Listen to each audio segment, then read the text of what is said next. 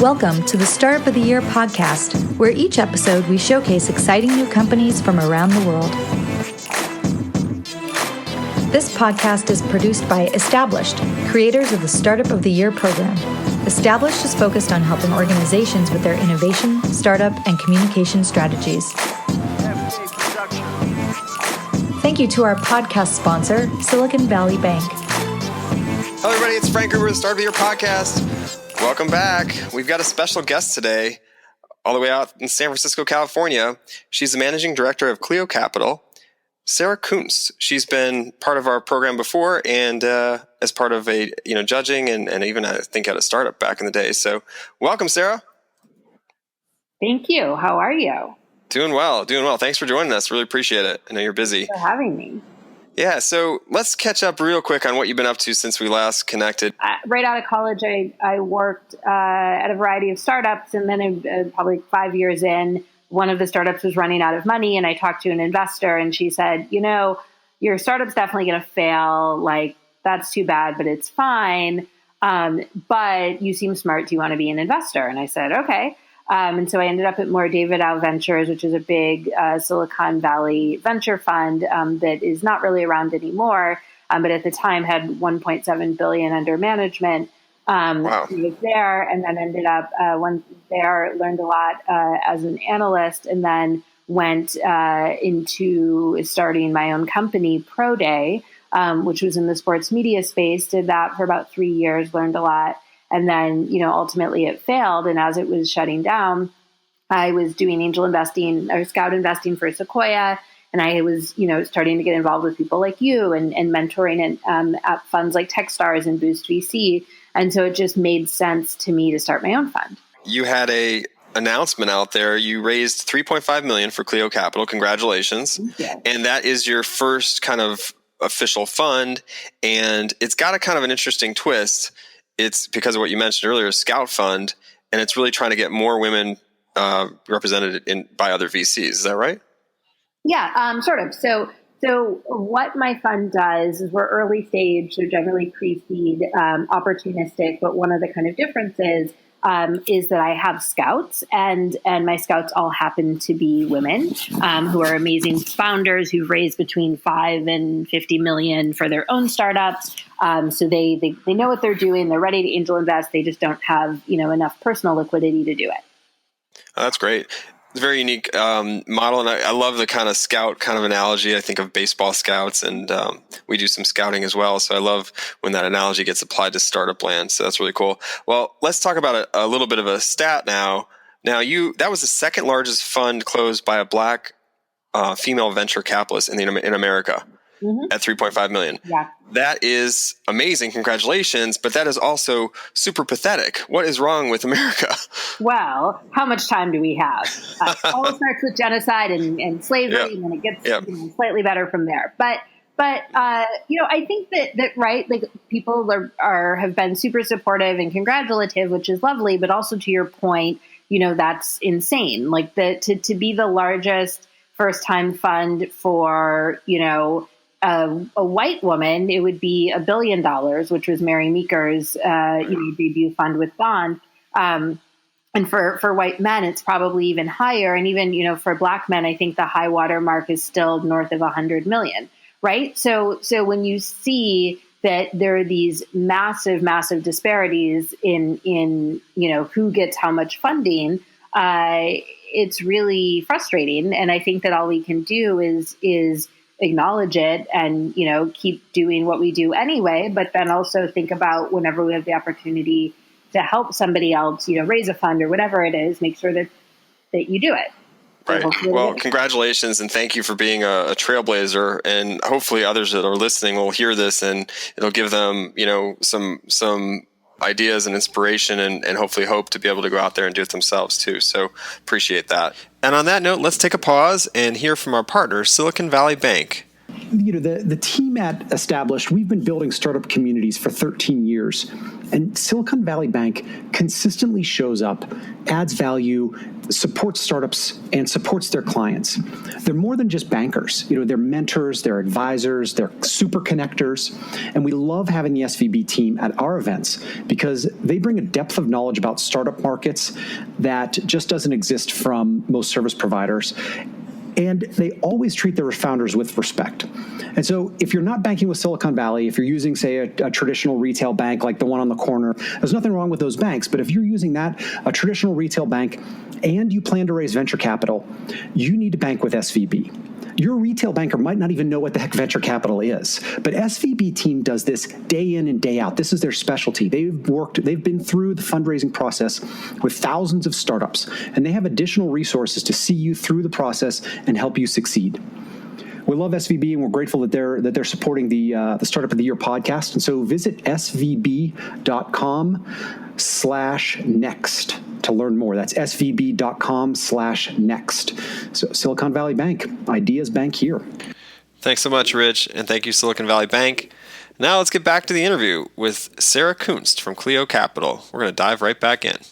Let's talk about what Cleo Capital is doing and how it differs from maybe a classic venture capital firm, especially as it pertains to scouts. You touched on it, but can you share a little bit more about how you're looking at investing and how are you leveraging scouts? Yeah, so I'll talk about scouts just sort of broadly, right? Because I only have a handful of scouts. I'm not, taking new ones, whatever. But there are a lot of different scout programs, especially in Silicon Valley, and it's something that a lot of times I've found that women, even highly qualified women, weren't aware of, right? So generally speaking, Sequoia, the big venture capital firm, invented scout investing about 10 years ago. And it was basically, hey, you have all these people, when the Facebooks of the world started, VCs realized that people didn't have to come pitch them before they could have scale in their company because it's become so much cheaper to get started, right? Building a company is still hard, but it used to be that, you had to build your own servers because there was no Amazon web server, or build your own email because there was no Gmail.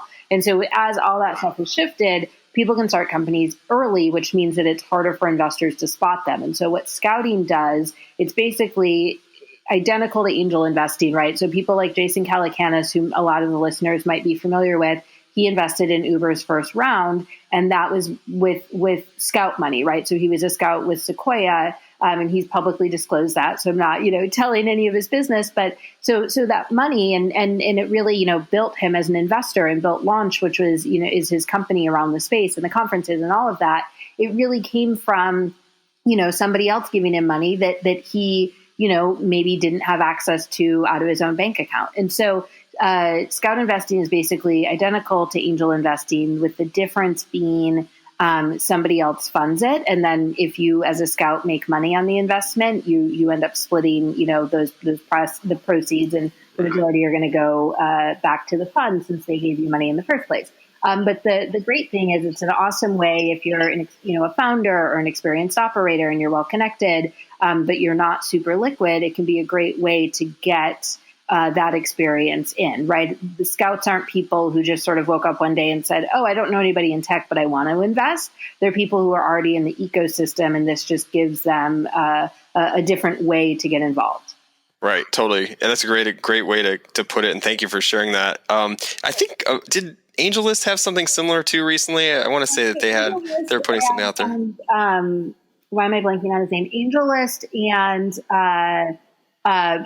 OATV both have kind of other similar things. A lot of big venture funds have scout programs. I mean, honestly, if you just, if your uncle's a super rich real estate guy but doesn't understand anything about tech, and you're vetting the deals for him, and then he's giving you, a sort of a split when you make money, you're a scout, right? So it can be as informal as that, and it can be as formal as, a program like mine or Sequoia's, where, there are contracts, there's only a handful of people involved, all of that.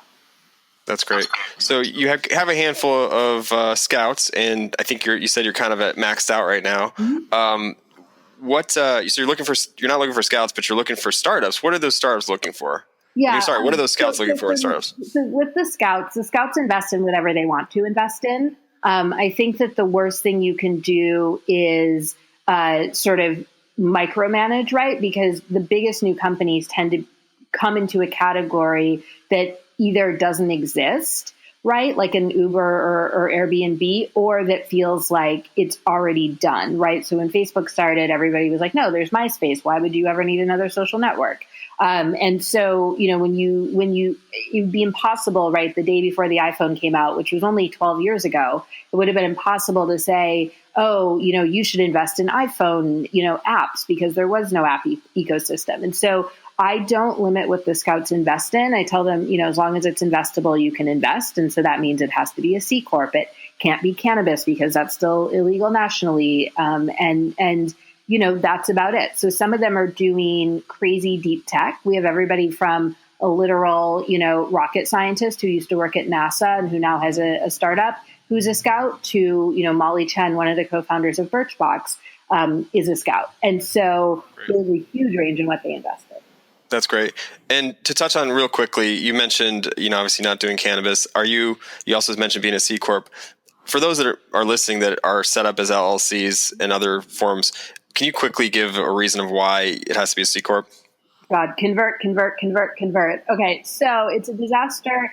The real reason, the actual reason, is flow through tax implications, which, yes, is hopefully the most boring thing I'll say this entire podcast. But basically, when limited partners, who are the people who invest into venture funds, because venture funds also have to go raise money, they don't want to be taxed. So when you're an LLC, the taxes flow through, and that they flow all the way through. So it means, some billionaire or some, multi-billion-dollar sovereign wealth fund doesn't want to get a $5 tax bill because your startup made $10 that year, right? So the only way and it'd be super complicated accounting to figure it out even. And so instead, that flow through tax doesn't happen with C corporations, with corporations. And so if you're a corporation, instead of really any other structure, then it's just easier and it's better and it's really impossible to scale. There are very few, I don't think there are any billion-dollar startups that are LLCs, right? So it's very difficult to scale. But then the problem is it's a little bit more expensive to incorporate as a C Corp, but not by much if you're using like kind of startup friendly tools. But to reincorporate and to switch later is just a massive pain. It takes forever. You have to change, your business name on everything from your bank account to your legal documents, and it's just the biggest headache. And it also, I think, makes it a lot harder to raise money because you can do side letters, which is an agreement if you do a convertible note or a form of debt that's not, or a form of equity that's deferred equity, like a SAFE or convertible note. You can do a side letter that says, hey, we promise to convert before, we promise to change to a C Corp before the note converts to equity. But then you're just kind of moving the problem down the road. So literally, if you have any money at all in your company's bank account today, put that towards converting to a C Corp today. Because I see so many deals that people end up not investing in as an angel because it's not a C Corp. And so then you're out, $100,000 angel check to fund your company for 6 months because you made a decision to save you $100, when you first. Right. Yeah, it's way easier to do at the beginning than way later. So, as my mother loves to say, do things right the first time. Right. No, thank you for that. I appreciate it because we definitely have come across that question before, and I appreciate you answering it. So, all right, let's move forward here. So, let's talk about some of the companies. You started the fund in August. Mm-hmm. Are there any companies in the portfolio yet, or yep. Where are we at? We're in about 35 companies right now, I think, and so that's a combination of the Scouts investments, and then I've done a few as well. Although when I'm raising money and when investors are raising money, unless they're a really big firm and have somebody to do their fundraising, they're probably not very actively investing because they have to go out and drop everything and fundraise so that then they have more money to do more investing. No, that makes a lot of sense. And that's a lot. So congrats. That's a lot of investing very quickly. It's only 5 months or so. So can you share a little bit more about what types of deals those are, or is that as far as like what check size, what kind of companies? Oh yeah. So we do have our portfolio list on CleoCap.com. And it really depends, right? So what you see there is the entire portfolio. So I personally don't really do direct to consumer investing. I don't do like apparel and beauty at all. But if you go on the website, you'll be like, but you did this deal or this deal. And I didn't do it, right? My scouts, who I trust a lot, did it because they see different things than I do. And they see, both in terms of subjectively inside of companies and just different companies. So the short answer is we invest in everything. A couple examples of deals we've done, a deal that I did actually came to me from you guys. I was a judge last year at South by Southwest at the Startup of the Year competition. And it was a very long day and I was very tired, but, was going through all of the pitches, and Easy Expunctions really stood out to me. So I had you guys connect me with the founder after, and then, ended up investing. Right. That was great. Yeah. So I appreciate that. And they're a really cool company. Do you want to give the quick 5-second pitch on what? So Easy Expunctions is a company that basically about 40% of all Americans will be arrested at some point in their life. Some people are arrested, with a smoking gun in their hands, as they just murdered somebody or robbed a bank or whatever, and they're going to, that doesn't come off your record. But if you were, drunk and disorderly on your 21st birthday in, whatever, Panama City, Florida, and you were handcuffed for a half hour and then nothing happened, you kind of think, okay, nothing happened, right? I paid a little ticket or a fine or whatever. But then you'll be applying to school or, a job or anything where you need a background check, and it'll come back and they'll say, no, you've been arrested. And so what for people, Frank, like you and I, it doesn't really matter because like if an investor saw that, they would ask me about it and I would say, I don't know, it was Panama and like whatever, 2000, it was crazy. Yeah, it was a while ago.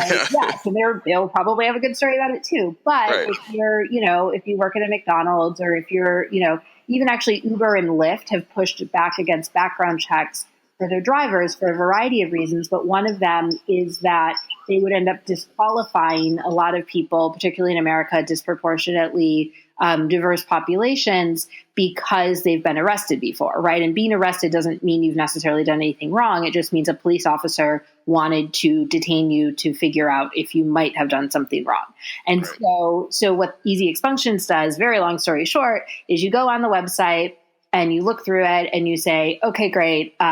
Which of these, you put your name in, whatever your information, and it pulls back and it says, hey, you haven't been arrested. Great. Or you have been arrested. Here's where, and it might be, something that you were then convicted for and you can't get it erased. Or it might be something that charges were dismissed, but that record's still there and it gets pulled into all the search engines and everything else. And so then you can pay them and they'll actually go help you legally clear the arrest, expunge your record.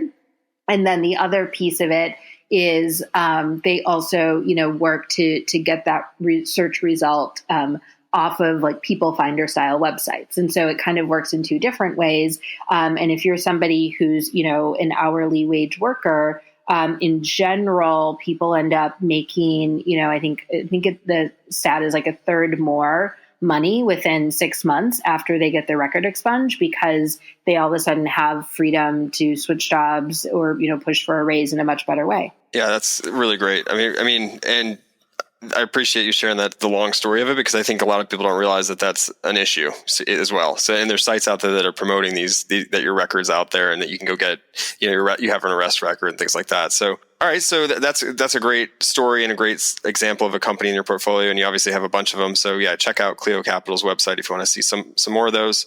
Let's go a little bit more into geography. Speaking of geography, let's hear from our partner, American Airlines. With American Airlines, you can give your company's travel budget a lift. American Airlines Business Extra is a rewards program for companies that can help get the most out of your travel budget.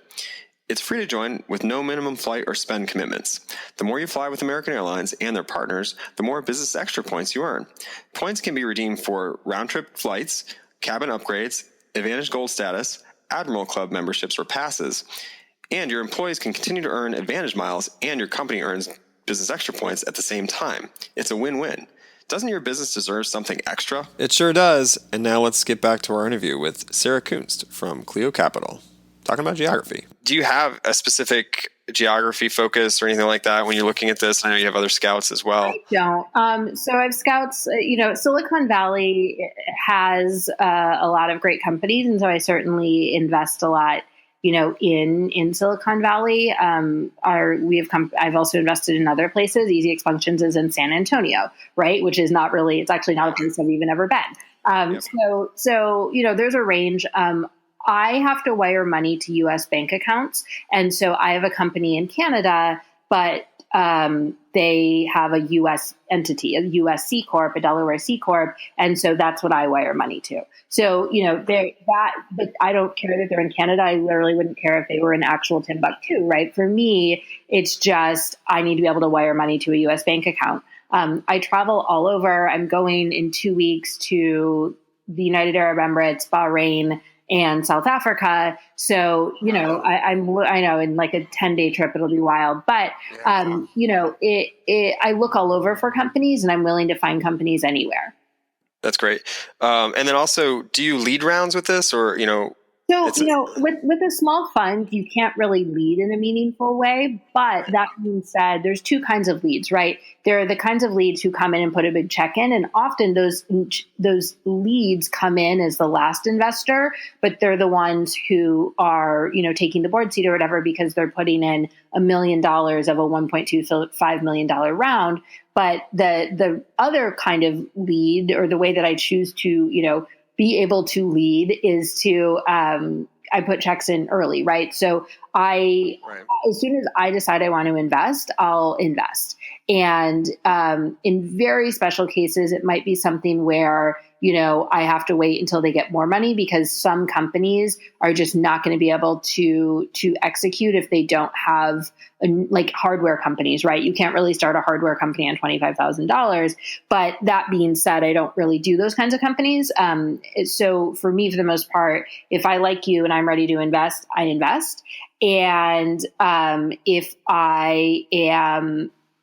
I'm the first person to put a check in, great. And a lot of times I'll be the first check in, or, with my entrepreneur in residence at my fund, Julia Collins from Planet Forward, I knew she'd left Zoom. I knew she wanted to do something new. And I literally just started telling her, every time I saw her, I was stalking her. And I was like, I need to be the first phone call. I need to be the first check-in. And she's like, you don't know what I'm building. I'm like, I know, but I told you I need to be the first check-in. So you need to make sure I'm the first check-in.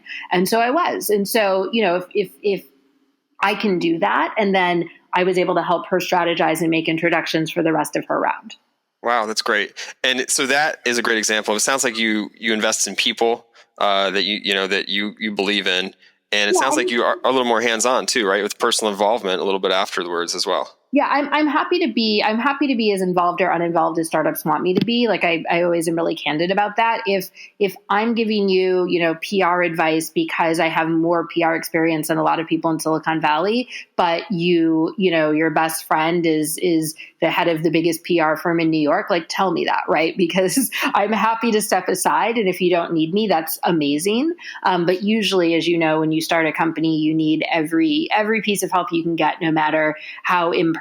And so I'm happy to do that. And then in terms of people, I would say that I invest in both, right? Sometimes I'll invest in people and it's just, I know that, but it has to be somebody that I'm like usually incredibly close to, or just somebody who's just a beyond exceptional founder. And that's a very small part of my investing. Like the Easy Expunctions guys, I still have never met them in person, right? Like, so I saw them on stage, but I was about to go to San Antonio. I wasn't going to make them fly to San Francisco for a relatively small check. And I was still fundraising, so I was busy. And so, I had conviction. They had revenue. I really care about the space. And so I did it.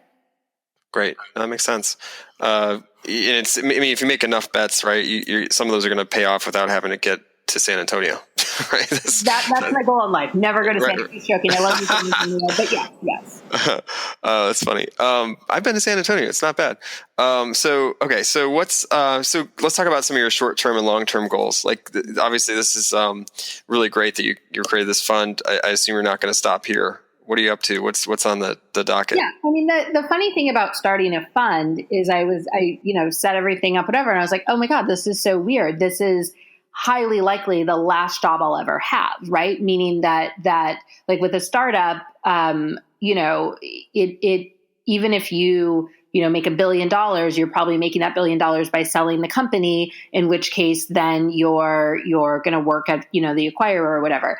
But with funds, you do it and you grow it, right? So it's kind of like when you have a baby and you're not like, okay, I'm going to take care of this baby for 2 years and then it'll be a toddler and then I won't have a baby anymore. Like then you'll have a toddler, And so it's something that is likely to be the last job I'll ever have, which is cool, to think I'm going to spend the next, 20, 30, 40 years doing this. And it really just is, growing. And the real answer, right, is that you don't know. Like, I think before the call, I was talking about how, or earlier in the call, I was talking about how, the day before the iPhone came out, no one was an iPhone investor, right? Because that didn't exist. And so I don't know what I'll be investing in 10 years, because if I only want to invest in the same stuff I want to invest in now, I either have to become a private equity investor and be doing, buying and selling mature companies, because that's what, by that point, Facebook will be almost 30 years old, right? Or I have to stay nimble and say, I don't know what I'll be investing in, but I'm excited to see it. The future, right? You're going to be investing in the future. No, that's great. A great example and analogy. So, all right. So one more question and then we'll wrap it. You see a lot of different companies, mostly early stage. We get this question a lot. What's the right amount of capital for a startup to raise? And you've been on both sides of it, so I want to get your take. I mean, honestly, I think, again, unless you're doing a hardware company or something that just requires, like a biotech company, something that requires just obscene amounts of capital up front, I think that the real answer is the right amount of money is the amount you can raise, right? So people who say, the first thing I tell people when they come to me and they say, I don't really have, a huge network, how do I raise money? The first thing I say is go apply to an accelerator, right? Because that's usually the easiest $100,000 you'll ever raise.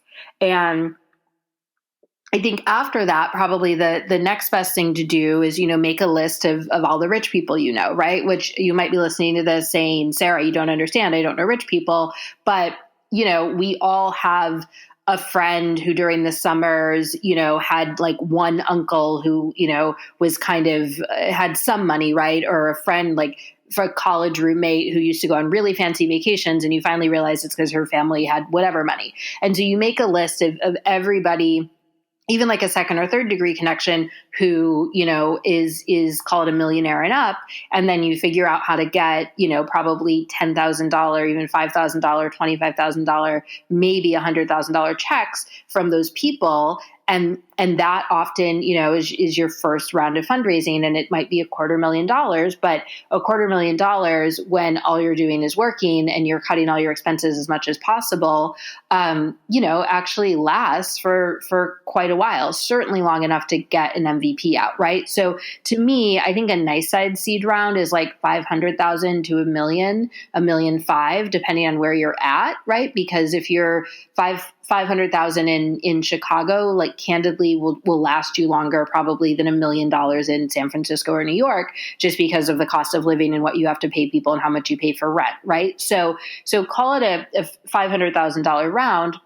If you can put that together, you definitely should be, post product, right? So you've actually launched, and your, if you're an enterprise company or a SaaS company, you have, at very least you're in paid pilots, even if they're only paying you $1. Like that's enough capital that if you run through that and you say, oh no, I don't have anything to show for it, like then that's on you. That being said, if somebody comes to you and says, hey, I'll give you $10 million up front, that's usually, one, doesn't really happen, but two, isn't usually good unless you're like a repeat founder and you've done this a million times before and you know exactly how to use it. Because when you first start a company, you don't know what you're doing. And so if you have a bunch of money, you'll spend it, not irresponsibly, but you'll spend it suboptimally because you don't understand what to spend it on.